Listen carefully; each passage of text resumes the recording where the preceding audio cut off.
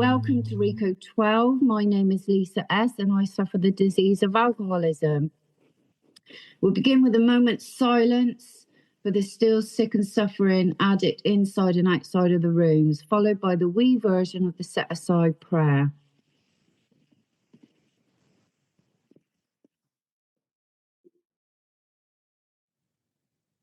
Dear God, please set aside everything we think we know about ourselves, about our disease, about the big book, the 12 steps, the program, the fellowship, the people in the fellowship, and all spiritual terms, especially you, God, so that we may have an open mind and a new experience with all these things.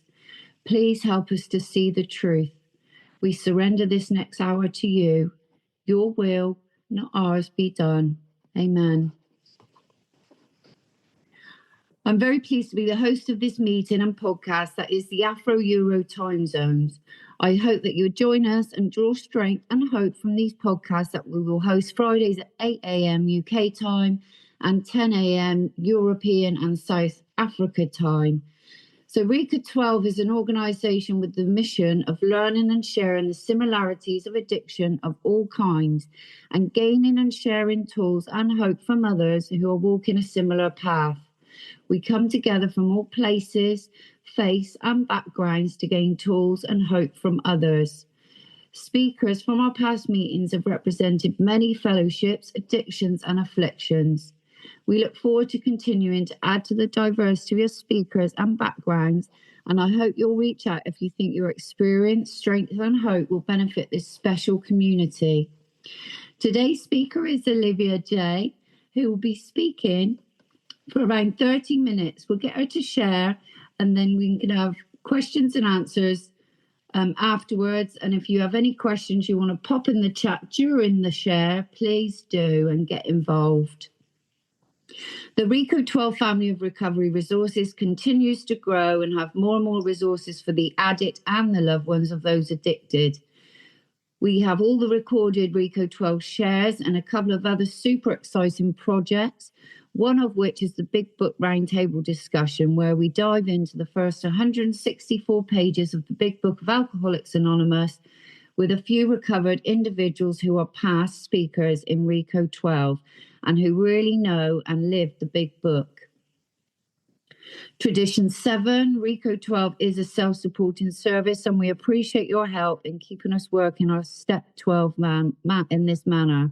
We gratefully accept one-time contributions through PayPal, Venmo and Wise, which I'll post throughout the share in the chat. We also offer a monthly subscription program called Reco12 Spearheads. To join in and help support these cool projects, please consider donating at www.reco12.com/support or click in the link in the chat of the live meeting. We look forward each meeting to growing deeper in effectiveness and understanding as we learn from and with our special speakers. Today, we are so blessed to learn and grow with Olivia, who's going to speak on what it means to her to how we're going to find God. Olivia came into the rooms at around the age of 22 and had old ideas about God and what the program was about. This meant she was in and out of the rooms for a while until she finally was able to recognize that she needed to learn truly to trust and rely upon God. This is why Olivia chose this topic, and it represents something that she struggled with early on. However, having had such an amazing experience with it since. She's coming up 4 years on the 27th of February and works a lot with men and women who have had or are having similar experiences herself. And she wishes that the 12-step works for anyone who genuinely wants a new way to live. So over to you with great pleasure, Olivia. Thank you. Thanks, everyone, for being here. My name's Olivia and I'm an addict. I don't say that lightly. You know, I'm an addict of many different kinds, and my story didn't just start and end with drugs. You know, there was alcohol, there was men, there was sex, there was love. I had a lot of codependency issues, and I did have a little bit of a problem with shopping and spending money. And, so my addiction hasn't just started and ended in one form. I've had to do work around a lot of different things. I am going to be speaking on the topic of God, and I don't want to put people off by talking on this topic. However, the big book that we work from tells me that is the power that I need in my life. And I'll give a little bit of background just to qualify myself. That I started using at the age of around 12 years old, and that was when I also started entering into sexual relationships. I was very young, very naive, didn't really understand the seriousness of what I was getting into. I went through quite a bit of trauma around that age of my life. I lost my grandma. 6 months later, I lost my granddad. In the middle of that, my uncle was arrested for murdering a family friend. And then a couple of months after that, I was diagnosed with type 1 diabetes. So I was just this young kid, that I was experiencing grieving for the first time. And, I was having all of these big substantial changes coming into my life, and I just didn't know how to cope with it. And then I was introduced to alcohol and cannabis and pills, and it talks in the book when Bill W. says, he felt like he had arrived, and that was where I was in that moment. I felt like I had arrived, this was it. I didn't have to pretend to be something that I wasn't, I could just be free. And I was going we call them raves in the UK. There was a lot of dancing and partying, and that all started at a very young age, like I say, and I was just on this path, of self-destruction, and I hear it a lot in the rooms. They call this the disease of more, and that's exactly what it was for me. And the book talks about the progression in young people and women being pretty rapid, and that's what it was like. That was my experience from the age of 12 years old up until the age of 22 when I came into the rooms of recovery. My life had just been ravaged. I came in, I was homeless, I had no family, I had no career, no money, no friends. I'd been a sex worker. I was selling my body for money and drugs because that was the only thing I knew how to do to get what I needed, and I'd went through all of these different things, and I came into the rooms. I was very blessed that I had family who were already in the 12-step fellowships. And, I always say this, my step 1 started with my mum, step 12. She was the one that paved the way for me. She was the one that made this stuff look attractive enough for me to say, actually, I think I need some help. And I knew where to go. Very luckily, I didn't have to struggle to get into the rooms. My mum was already there, so it was a little bit easier for us. Or at least I thought it was going to be a little bit easier. I'd seen this woman carrying this message, but I didn't really understand the steps. I didn't know there was a God concept. I didn't know there was a step 4 and 5. I didn't know it was about looking at yourself. I just thought, you put the drink and drugs down and then your life gets better. And that was my experience for a little bit, as Lisa read out there. I was in and out of the rooms for a little while. I was one of these that thought just putting the drink and drugs down was enough. What I quickly learned was that actually it was more painful. I was coming and sitting in the meetings, and I was listening to everybody's stories, and I was, watching all of these people really, really happy and smiley and just so full of love and excitement. And I used to think they were all liars and that they were just pretending, they're just acting like this for the next hour. And then going home and being miserable because that's what I was doing. I was sitting in meetings like everything was fine, and then I was going home and crying myself to sleep every night because I didn't have any application of this program. I very quickly became the type of person that was very well educated. I could talk about the book, I could talk about the phrases, I could take you to certain pages, and it was easy for us to do that because I wanted everybody else to believe that I was okay. I know today that I was suffering from untreated alcoholism, and step 1 teaches me that I'm powerless over all substances, whether that be chemical substances or men or money or sex or love or whatever, gambling, anything. anything and everything that is going to change how I feel is my substance, you know. And I quickly learned about step one, and I was easily able to throw my hands up and say, yeah, I'm an addict, yeah, I can admit that. But it tells us on page 30 of the Blue Book, you know, that I have to fully concede to my innermost self that that's what I am, and that's what I wasn't doing.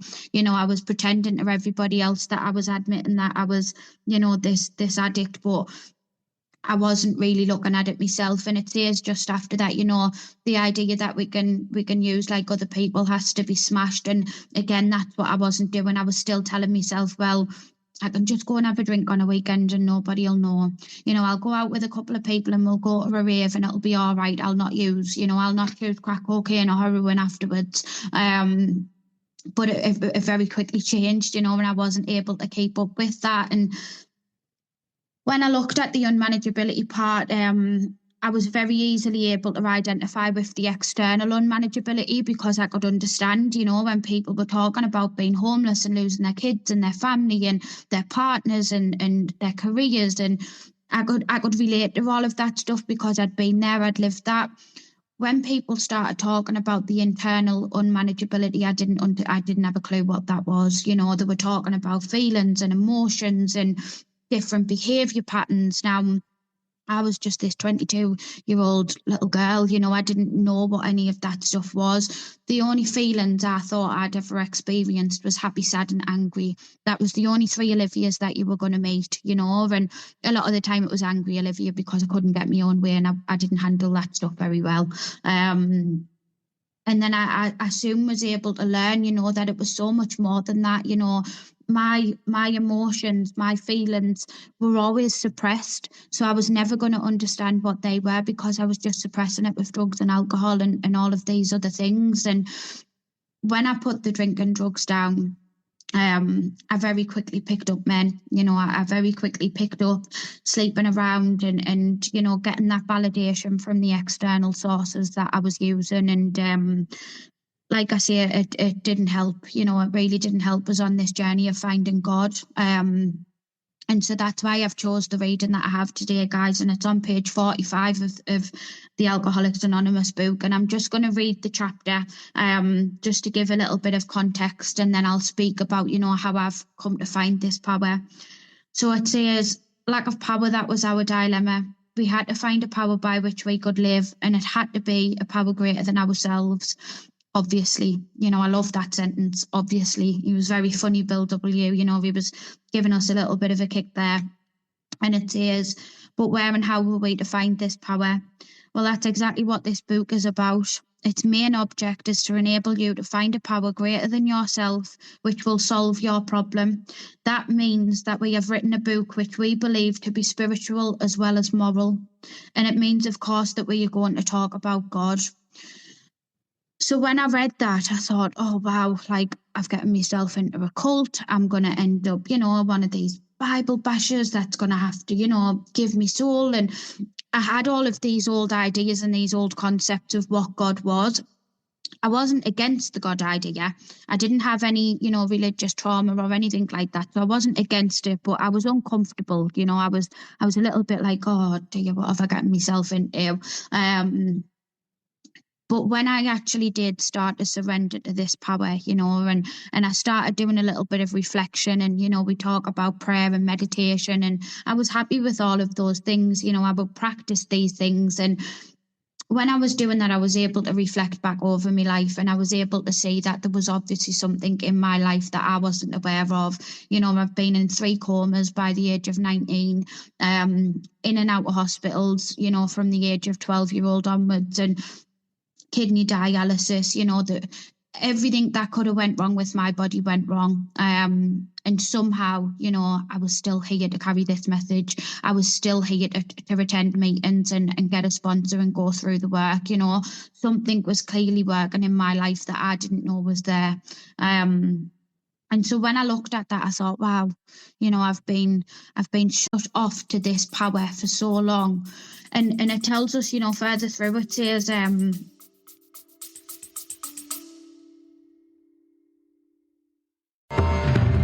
got questions about addiction, recovery, or just life in general? Let's noodle it out together. Grab your big book, a pen, a highlighter, and a notepad, and join Nikki M and me, Justin B, on Reco12 Noodle It Out with Nikki M.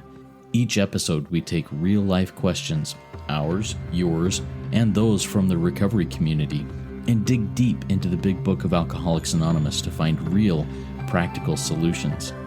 So, if you're ready to do the work and apply the solution, tune in to Noodle It Out with Nikki M, streaming now on your favorite podcast platform.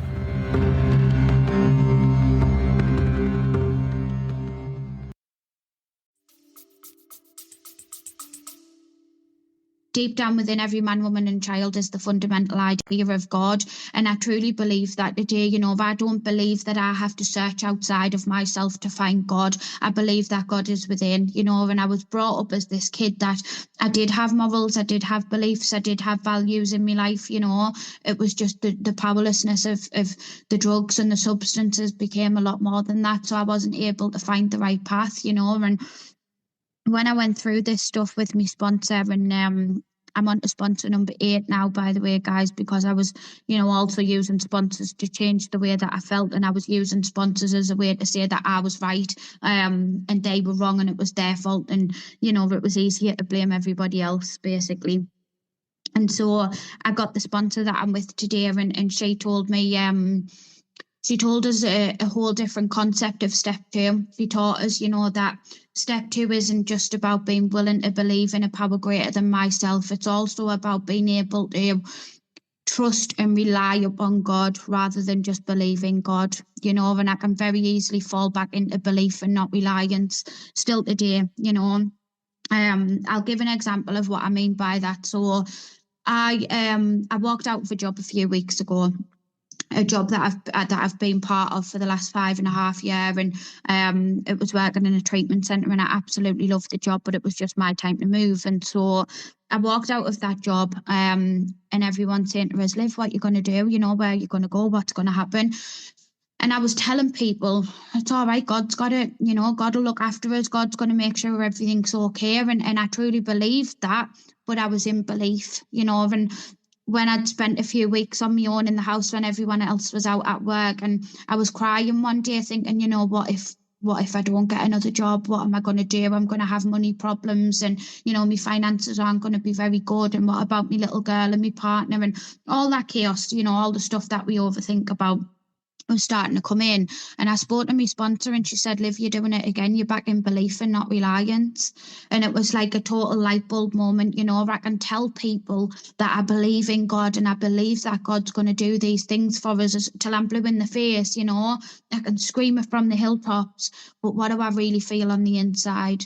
That's when I'm in reliance, because when I'm in reliance upon God, I have an overwhelming knowing on the inside that everything's going to work out exactly how it should, that God's plan is bigger than my plan, that every single thing that I've been through in my life that I've tried to control and manage has never worked out, but when I give them reins to God and I say, here you go, God, you deal with that, and I leave it there, things start happening, miracles become reality, and that's been my experience. And I went to a job interview the other day, and I didn't get that job, but it's okay. Do you know why? Because I had 2 interviews for 2 different jobs, and I kept saying, I don't know which one I want. I don't know where I want to go. I don't know which one's going to be better. And my sponsor said to us, Olivia, why don't you give it to God and ask him to decide? And so that's what I did. I got on my hands and knees and I said, you know what, God, you decide. I don't know what's best for me right now, but you do. So I'm going to leave that with you. God made my decision yesterday when I got that phone call and they told us I didn't have that job.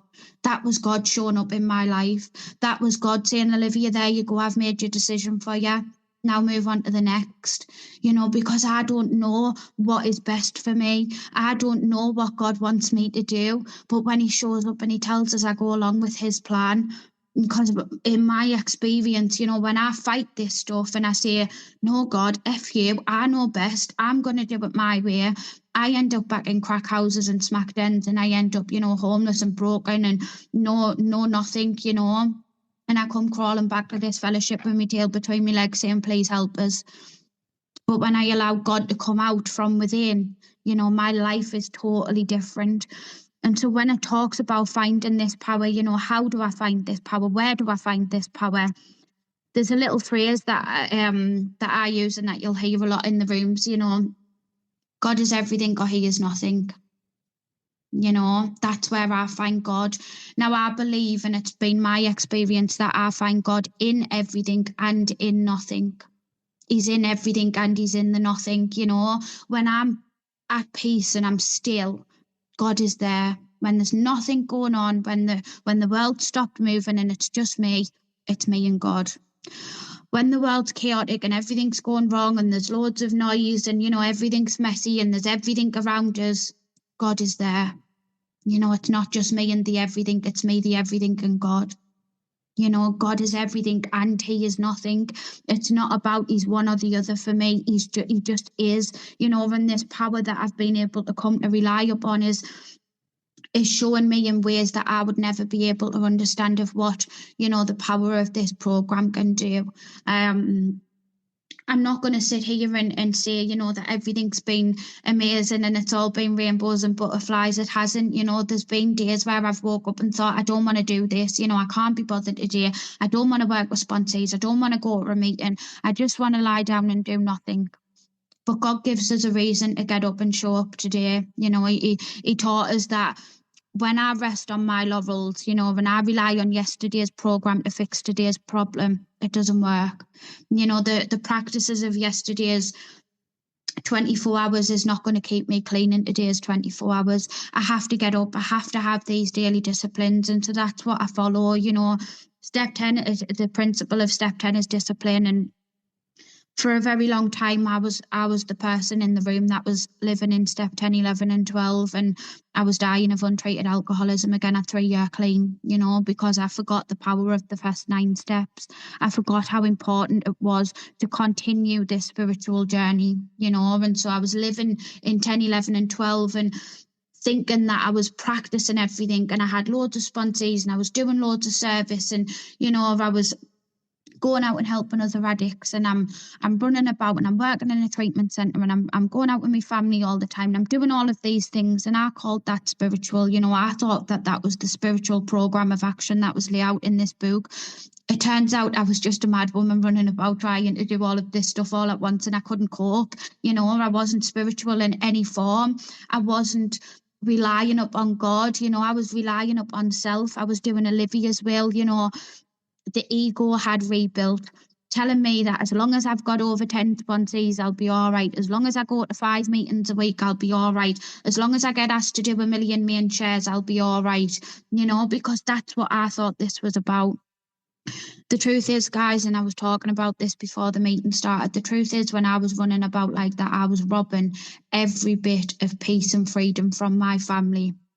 I didn't make amends in step 9 in this program to my family for robbing them of their time and their energy and their love to do exactly the same when I got into recovery. You know, I've got a 2-year-old little girl at home that needs me. You know, she relies on me to be there to look after her. If I'm attending 7 meetings a week and running about with 1 million different sponsees, then I can't attend to my daughter. And that's not what step 9 is about. You know, step 9, an amendment, is changing something that was broken. You know, it's fixing what was broken. And for me, what was broken in my life was my behaviours. So how do I fix that? Well, I don't do it again for a start. You know, that's the first thing. I don't practice them behaviours no more. But then when I look at the other side of it, you know, I hear a lot in the rooms about living amends. I don't believe in a living amends. I think a living amends, you're doing that for the other person. And my book tells me that I do this for me. I do the amends process for me. So I'm no longer making a living amends. What I'm doing is I'm practicing the program in all of my affairs. That's what step 12 tells us to do. You know, I don't have to continuously behave in certain ways to fix my past. You know, that just becomes natural. It becomes my normal daily living. If I sit there and say, for the rest of my life, I owe a living amends to all of my family and my daughter, then I'm forever in their debt and not God's. You know, God gave me this opportunity to get into the program and to be free. I don't get freedom by owing anybody else a debt. I make them amends directly where possible and I move on. You know, I become a normal society, a normal member of my life, you know, and for me, that revolves around practicing the program. I do that for me. Yes, it's for my family. Yes, it's for my daughter, because they deserve me to show up and be clean. But the top and bottom of this is, you know, if I'm doing this for everybody else, then eventually I'm going to pick up again. And that has been my experience. That has been what I have you know, had to overcome in the past, because I was running about doing it for everybody else's sake and not for my own. And I don't believe that this is a selfish program either. That is not what I'm saying. This is 100% a selfless program. But I get my ducks in a row. You know, I balance this stuff out. I make sure that I'm carrying the message of God. I make sure that I do service where I can. But I also make sure that, you know, I'm in an agreement with God that I have to practice the program in all of my affairs and still be with my family and still be with my loved ones and not rob from them either. So when I talk about, you know, finding this power and how I got to having a relationship with this power in my life, it tells us in step 11 how to do that. You know, it tells us through prayer and meditation to improve our conscious contact with God. It doesn't say to start a conscious contact with God. I already have one. I just need to continuously improve that conscious contact. How do I do that? I get on my hands and knees the minute I wake up on a morning. You know, I'm not one of these that just sits at the end of my bed every day and does this with my hands. You know, I get on my hands and knees because that's the discipline that I need. God doesn't need me to get on my hands and knees. I need me to get on my hands and knees. God's not undisciplined. I am, you know, and my sponsor, 23 years sober, still gets on her hands and knees every day. And she told us about a conversation she had with her sponsor, and her sponsor's just turned 50 years sober this year. And she'd said to her, well, get on your hands and knees. And my sponsor, Sherry, had said to her, well, do you do that? And she said, yeah, of course I do. She says, I still get on my hands and knees twice a day. And she said, why? She said, because nobody told us not to. That's the power of this stuff. People tell me to do these daily disciplines, and it's me that says, no, I'll do it my way. My way's better. But the people that are getting these 50-year sobriety coins and 20-year sobriety coins are still getting on their hands and knees twice a day, you know, because God disciplines us in ways that we don't know how. You know, this program taught me how to do these things. When I put my life in my own hands, I end up in, you know, jail's institution and very close to death. That's what I'm up against, you know. When I allow God to come in, my life totally changes. Totally changes. I could sit here for the next 30 minutes and tell you about all of the ways that my life has changed, but it's not important. You know, the important part is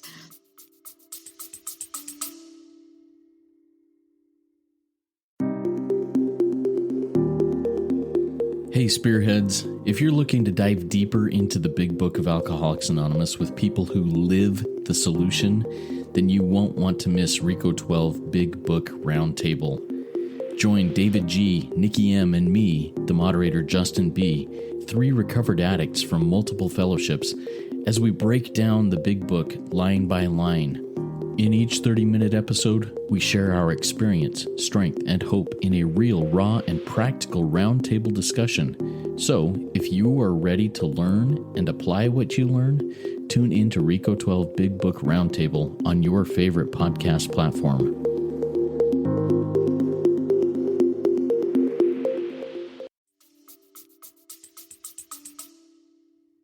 we have a book that is full of clear-cut directions.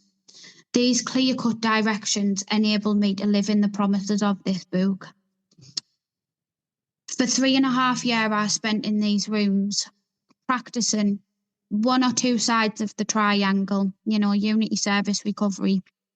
I was practicing 1 or 2 sides of the triangle, expecting the outcomes of someone who was working all 3 sides of that triangle, and then blaming everybody else in the program for not working, and it was people like me that was killing other people in these rooms because I was practicing something that wasn't true, and I'm ranting and raving about the program doesn't work, it's a load of crap and you don't get nothing back from it. But the truth is I wasn't working the program. I wasn't following the clear-cut directions that were outlined in this book, I use step 2 and 3 as a ticky box. I was like, yeah, I've done step 2. Yeah, I've done step 3. I said the step 3 prayer this morning and now it's done. That is not what this book is about, you know. God wants me to have a conscious contact with him for every moment of every day. Yes, I can't live up to that. You know, I'm not going to sit here and say that I do. I can't live up to that right now. And maybe it's in the future. Who knows? But God wants me to tap into this power at all times, you know, and it's up to me to do that. The way that I do that is I set alarms on my phone. I've got an alarm on my phone and a reminder on my phone for every day, and it tells us little phrases like, that's God's business, not mine. Relax and take it easy. Make sure you're connecting. You know, I use an alarm clock to remind us to do me step 10 and 11. My step 10 is done there and then, on the spot, in the moment. However, I also draw up a balance sheet at the end of my night, you know, and I use it as part of my nightly review, and I balance up the good in the day, because step 10 is not about focusing on the negative. You know, step 10 is also about looking at the positives throughout my day, and it tells us that in the 12 and 12, it says, here we cast up a balance sheet. And that's what I do. I write down 5 experiential things that have happened to me that day that God has given us, because I don't need to be this negative, horrible person anymore. I lived like that for 22 years. When I got into these rooms, I was given a program that allows me to see things in a different perspective, that allows me to see through God's eyes. I look at lack of power being my problem, you know, and I still try and inject power into human aid. You know, I still try and find ways to make me be able to control and manage situations. And, you know, that is what I use as my step 1 practice today. Where am I trying to control and manage? You know, how is it making us unmanageable? What does my relationships look like? You know, am I having trouble with my emotional natures? Am I a prey to misery and depression? Am I unhappy? You know, am I being useful to other people? The bedevilments on page 52, I turn into questions and I ask myself them bedevilments. I do the same thing with the promises throughout the book. I ask myself, have these promises materialized for me? Am I living in them? And if the answer's no, then get off my arse. Sorry, I can only talk to me. Get off my arse and do something about it, because this book tells me that it promises me that these things will materialize so long as I stay in fit spiritual condition. So when I'm not in fit spiritual condition, I'm not going to access this part of my life. It's up to me to change that. You know, my sponsor can shout and scream and rave on others to do something as much as she wants, but unless I put the action in, it's not going to materialize. I have to work with God, you know. And when I get up on a morning, I'll finish on this. When I get up on a morning, the first thing I do is I get on my hands and knees and I do a few set prayers that I like to do. And I always finish off with the set aside prayer. And, you know, the set aside prayer, I break right down. And I say, you know, God, please set aside everything I think. Full stop. End of prayer. Amen. Set aside everything I think, because I think too much and it's always wrong and it never gets us to where I need to be. So I ask God to just set that aside just for a moment, and I practice that throughout my day. I don't do prayer and meditation just on a morning and just on a night. I bring that in throughout my day. It tells us pause when agitated and doubtful. The moment I initiate that pause, I am already in God's presence, because when I didn't used to initiate that pause, you were going to get a side of Olivia that nobody wanted, you know, that Olivia didn't want. But I allow God, you know, to come from within. So when I pause, I just say, you know, God, just come in, stay with us, don't leave. I just need you here with us for a few more moments. And I ask God to stay with us because that's what I've been taught, you know. I've been given so much back in my life, and I just want to say, if there is anybody new that's on the meeting or listening to this recording, please, please, please, for yourself first, get a sponsor. Get through the 12 steps, you know, go and have that spiritual awakening, get a relationship with God. I say it's not a selfish program. The one thing I am selfish with when it comes to this program is God, because He is mine. I don't have to share it. I don't have to give it away to anyone. I don't have to tell anyone what He is or isn't. He is just for me. I get to hold on to that with both hands. So if there is anybody here, you know, and you're struggling with the God concept, please get my number, reach out, speak to people, get a new concept of what God is and isn't, and I promise you your life will change. My name's Olivia and I'm an addict. Thank you very much.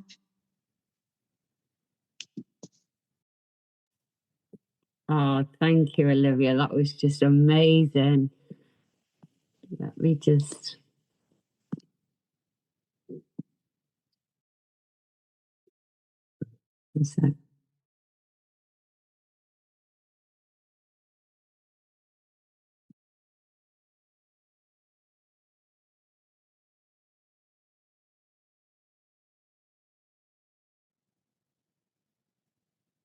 There we go. That was amazing, Olivia. Thank you so much. And do you know what? You really opened my eyes to so many things there, you know, about the belief and not reliance. You know, I've often thought to myself, you know, I've got faith, but am I really trusting it? And also, I loved when he said about the alarms. That's a great idea. I've never thought about that, you know, throughout the day. So that's something I will definitely re-listen to this, because I find that's so you know, inspiring. If anyone does want to come in with any questions, you can raise your hands and come in, or you can place it in the chat. Please come in if you would like. Any of you guys? No one at the moment. I can come in if that's okay. Oh, that's beautiful. Come in, Mareed. Thank you. Hi, my name is Mareed and I'm an alcoholic and I'm in different fellowships, but mainly thanks a million, Olivia. I really, you know, understood what you were saying and, you know, felt kind of very inspired by what you said, as in you have good recovery and, you know, you told the truth about where you've come from and how things have gone for you. And I liked the way as well that you kind of said, you know, I still need to make my family a priority because, you know, reading between the lines, if you're like me, it's a kind of an all or nothing. So it sounds like you threw yourself into the program to the detriment of family, you know, relationships, because you just didn't have the time for both. So you acknowledged that and you made your amends then by, you know, you can only do so much. Like, we're still just human beings. We can only do so much and it's enough. It's enough. It sounds like you've more than enough done. Other than that, if I was to speak for myself in my own recovery, I'm very up and down with the thing at the moment. I find it hard to, you know, get that relationship with God, because I suppose God doesn't actually speak to me when I ask a question there and then, if that makes any sense, or maybe I'm just not settled enough in myself to hear the message. But I am struggling with it. Like, I just, you know, it's not happening quick enough for me. It's not, I don't have enough peace inside of me. And there's a lazy part of me that won't do the work to find the peace, if that makes any sense. I just want it there, click my fingers and can I just have it, please? So I am struggling a little bit, but I'm not going to go drinking and I'm not going to go taking drugs. And I'm just going to, you know, take on board what you said today. And I'll get down on my knees. I actually did get down on my knees instead of prayer there, and I'm going to do it again this evening and again tomorrow. So thank you so much. Thanks very much. And I'll leave it at that. Thank you.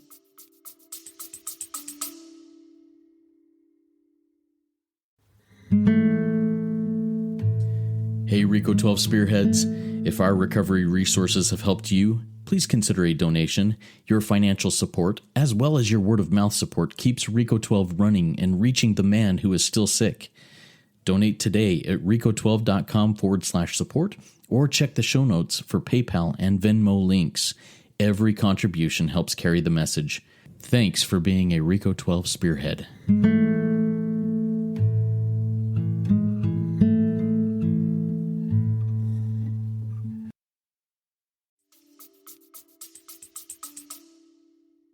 Thank you. Can I just quickly come back in off the back of that?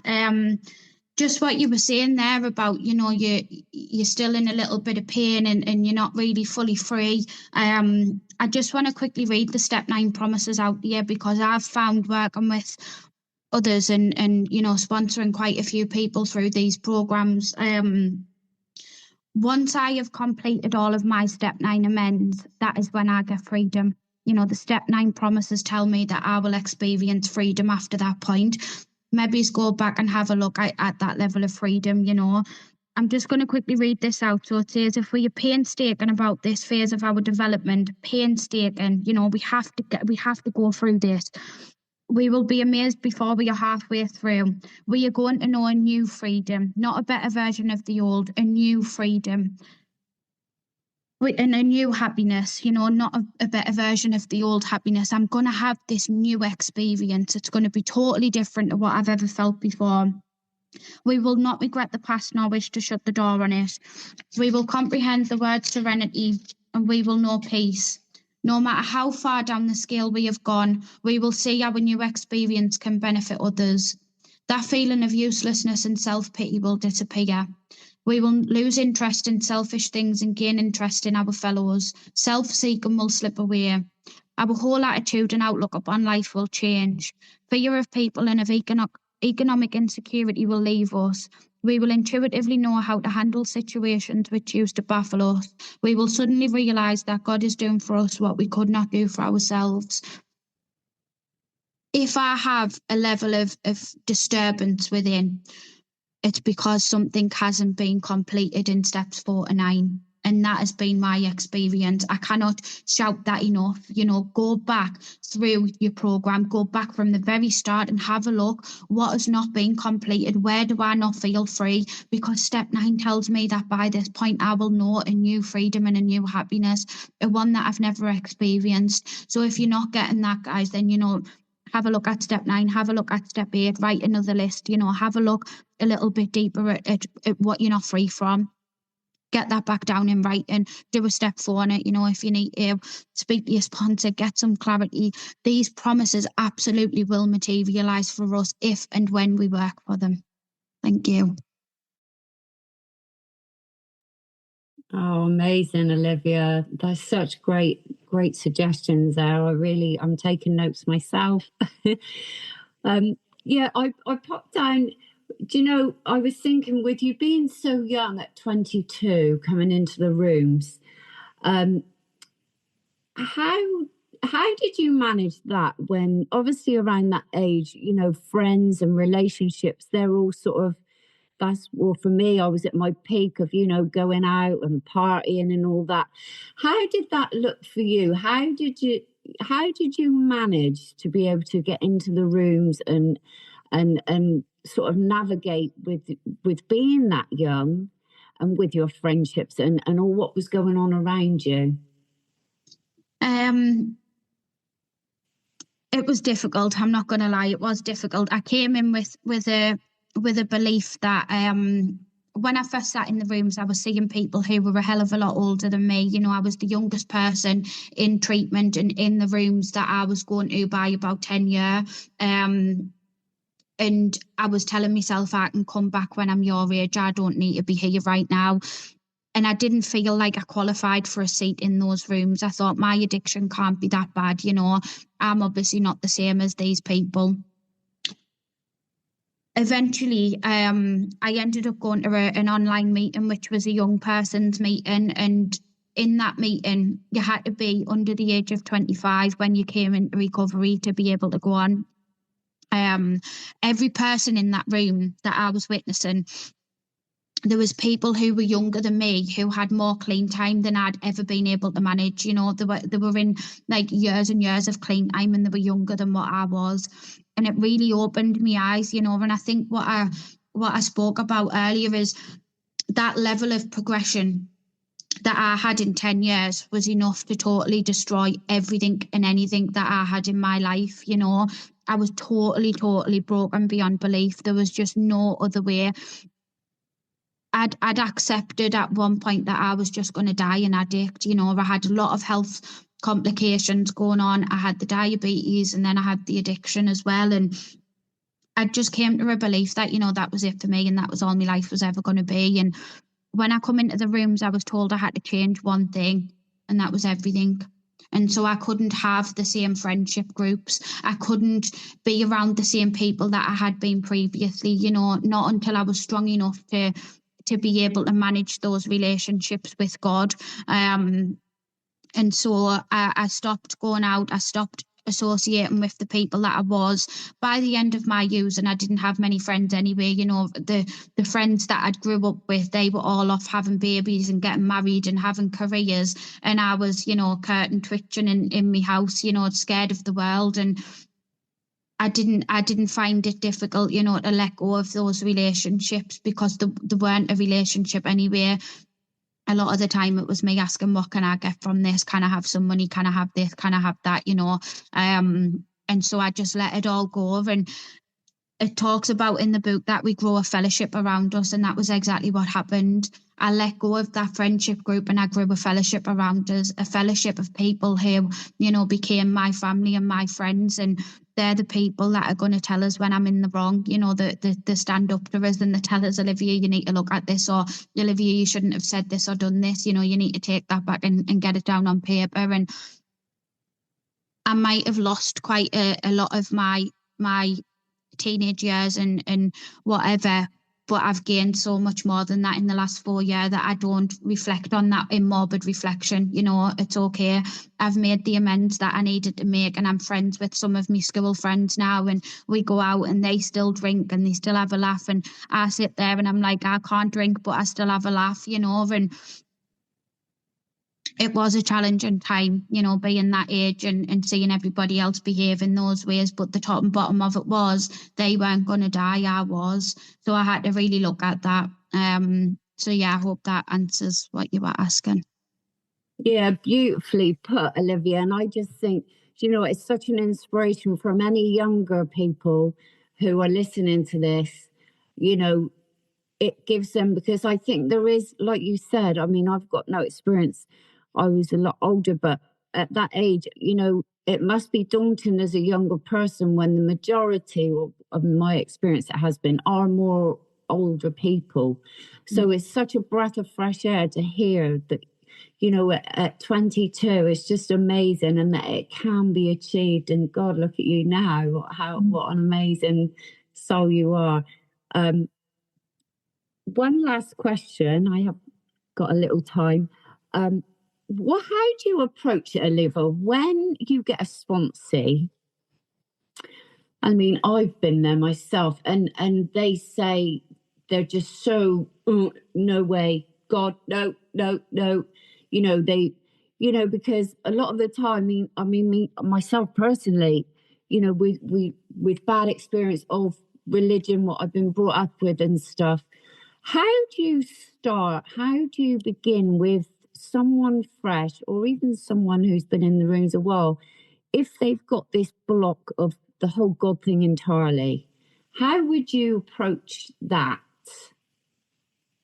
So I think, you know, once I've taken someone through step one and they get a real step one experience, you know, and they're able to see what it means to be powerless, what it means to have that level of unmanageability. And I turn a lot of the sentences in the book into questions, and I ask them, you know, did you feel like that? Did you behave like that? Did you think like that?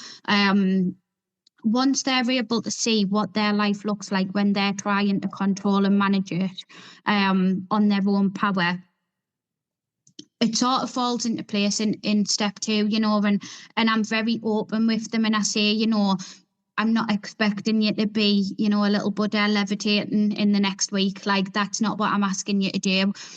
And I use step two as a way to say, you know, are you now willing, or, you know, are you now willing to believe that there is something out there that might be a little bit more powerful than you, you know? And I'll give them examples. So if someone gets struck by a lightning bolt, you know, that is a power greater than them if they survive. Like, there's not a lot of people that overcome that. If you look at the ocean or the sky, you know, that's a concept that I know nothing about. I don't know how deep the ocean is. I don't know how wide the ocean is. I don't know how powerful the ocean is. I can only imagine it. The same as the sky, you know, and sort of into space and things like that. I can't see all the way through that. I can't touch it, you know, I can't comprehend the full extent of that conception. But what I can do is just be willing to believe that it's there and that it exists and that it's real, you know. So just something as simple as that is just asking the question, do you, or are you now willing to believe that there is a power greater than yourself somewhere in the universe that's out there? When I work with people who are a little bit more challenging around that area, I ask them a very simple question. Do you believe you are the most powerful entity on this planet? And a lot of them will say no. And I say, well, there you go. You clearly believe that something else is. You know, it's that simple.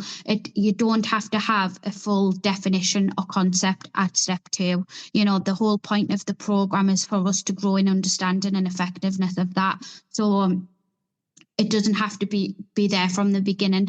And then what I do as well, I do work with a lot of people who are quite disconnected from God or don't like the God idea. If I work with someone like that, I get on my hands and knees with them. I hold their hand while we do prayer and meditation. I take them through it. You know, they're not alone in this stuff. I was like them at one point in my recovery, you know, and I was telling everyone that I was doing prayer and meditation, but I was too embarrassed. So I break the ice with them. I get on my hands and knees with them. I do this stuff together, you know.